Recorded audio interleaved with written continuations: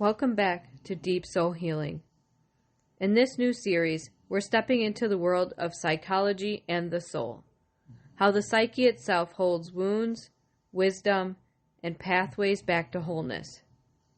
And today, we begin with one of the most tender and powerful aspects of inner work, the inner child.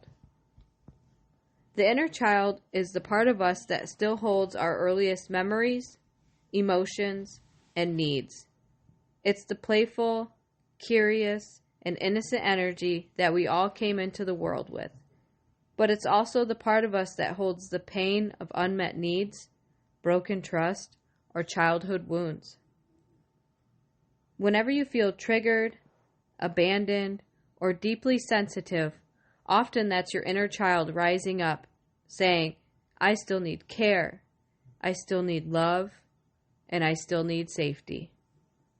Psychology shows us that the patterns we live out as adults often begin in childhood.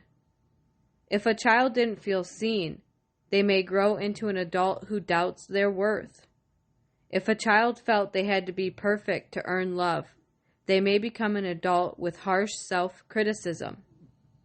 If a child grew up in chaos, they may find comfort in unhealthy dynamics later, because it feels familiar. This isn't about blaming our caregivers. It's about understanding that our nervous system, our beliefs, and our patterns were shaped when we were very small. And healing means going back to tend to that younger part of us.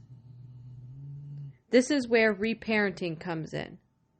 Reparenting is the practice of becoming the parent your inner child always needed.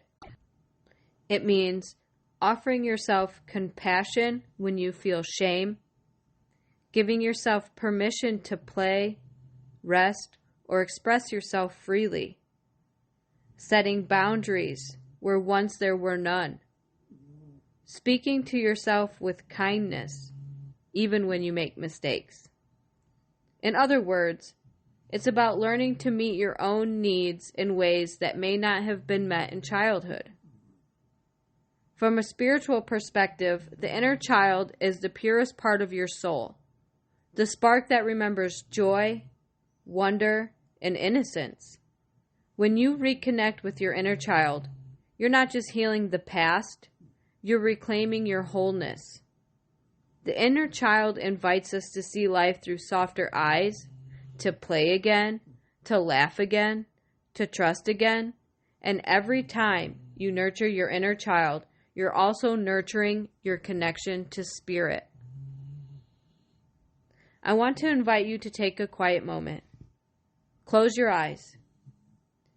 Picture yourself as a little child, maybe 4, 5, or 6 years old. See their face, their eyes, their posture. Ask them gently, what do you need from me today? Maybe they need safety. Maybe they need encouragement. Maybe they just want to be held. Whatever answer arises, give it to them. Offer them the love you wish someone had offered you back then. So as we close this episode, remember, the inner child isn't something you fix. There's someone you build a relationship with, a part of you that deserves love, tenderness, and patience.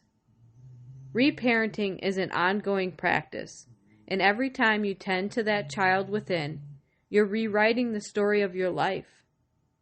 In our next episode, we'll explore the shadow self, the hidden parts of our psyche that we often suppress, but that holds the key to deep transformation. Until then, be gentle with yourself. Hold your inner child with love. And remember, you are not broken. You are simply becoming whole.